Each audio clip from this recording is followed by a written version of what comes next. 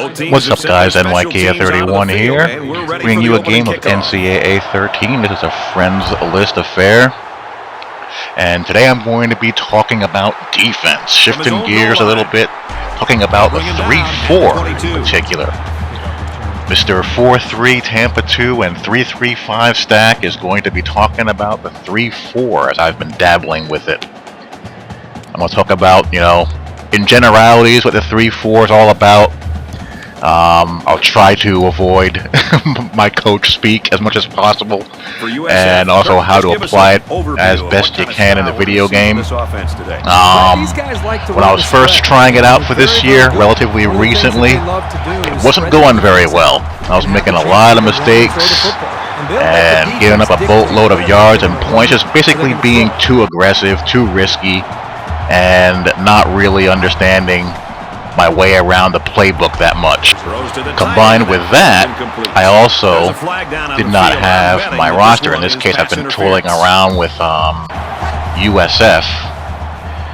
I made some changes to their depth chart to better suit them for the 3-4. Do you believe I get called for intentional grounding there? I mean, come on, folks. But anyhow, let's talk about the 3-4. Couple of key differences from the 4-3 when you're talking about the 3-4 defense. One of the more important differences is the role of your defensive line. In the 4-3, especially the style that I play, the Tampa 2, you want athletic defensive linemen. Defensive ends, you want to have speed edge rushers coming off that edge, strong pass rush moves, able to hold down the edge in run support.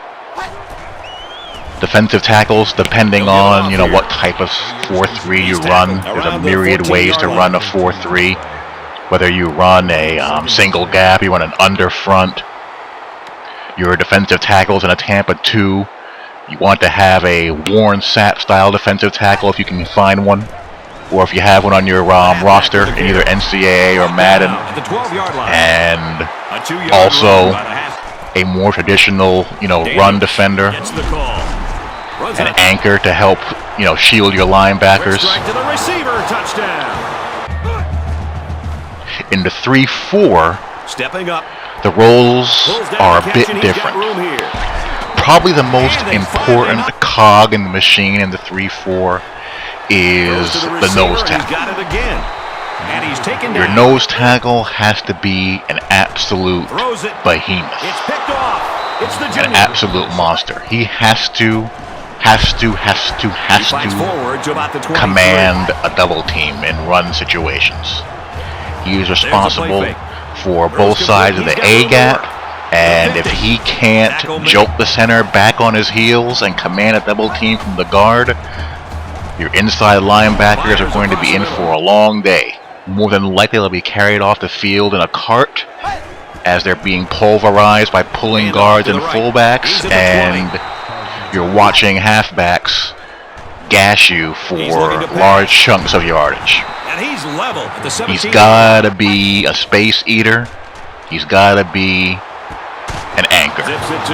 The defensive ends in the 3-4. Generally speaking, they're double gapped, responsible for B and C gaps.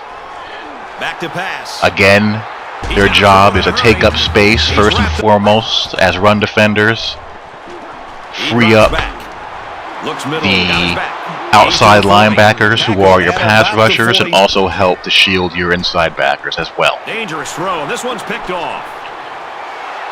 They sacrifice stats to absorb blocks and keep linebackers clean. Every now and then you have a real freak of nature, 3-4 defensive end, who gets his fair share of sacks. Richard Seymour comes to mind.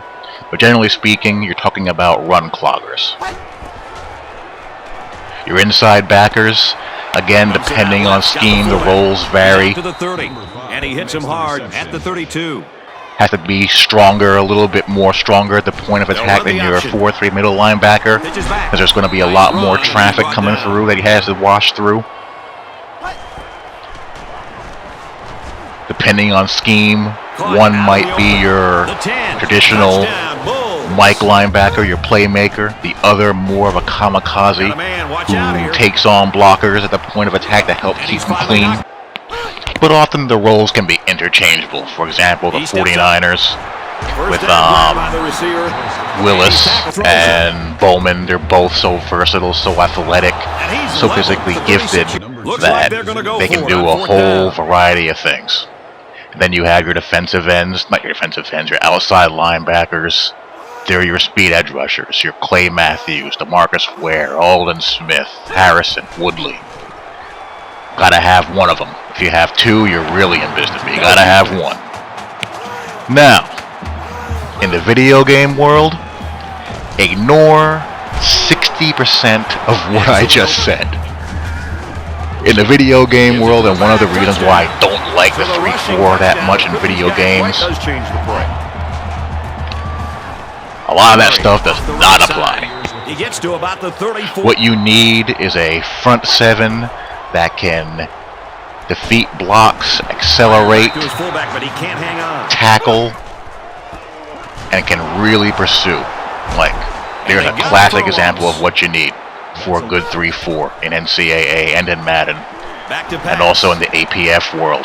And here again, he tackles him hard at the 2. You don't have, very complex blocking schemes as far as double team blocks. You do have double team blocks here and there in the running game.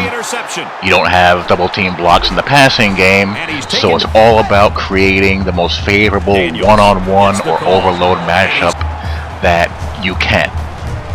For your defensive line, you want high strength, so they don't get pancaked and moved very easily.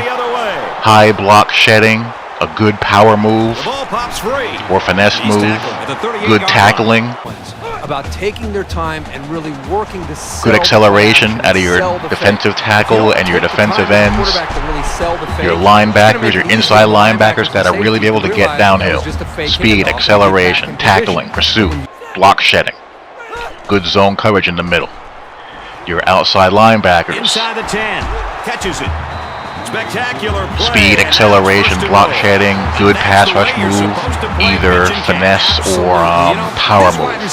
NCAA is a little bit harder to find those kind of outside linebackers on most rosters, and also in recruiting. What I did with USF here is Aaron Lynch, one of the defensive ends in the Notre Dame transfer. I took him off a defensive end and put him at outside linebacker to give me that strong edge rush, and I don't really have him in deep zones. He covers a flat or a hook zone.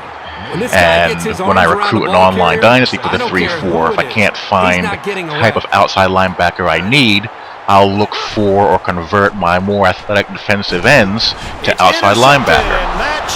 You get the pass rush that you need, you get the anchor on the edge that you need. In Madden, you don't quite have that problem as much, thanks to the changes in how they differentiate players based on scheme. So that's basically a overview of the 3-4. I'll go into more detail in future videos. I just wanted to give you guys a little introduction to that, show you guys a game where I run the 3-4 here at NCAA, one of my better 3-4 performances, and we'll go from there. You can do a lot of creative things with the 3-4. I'm having a lot of fun with it now that I know my way around the playbook and got my pieces where they need to be. So there'll be more 3-4 videos coming up down the road. Hope you guys enjoyed this, and I'll talk to you all later. Peace. His award for Player of the Game.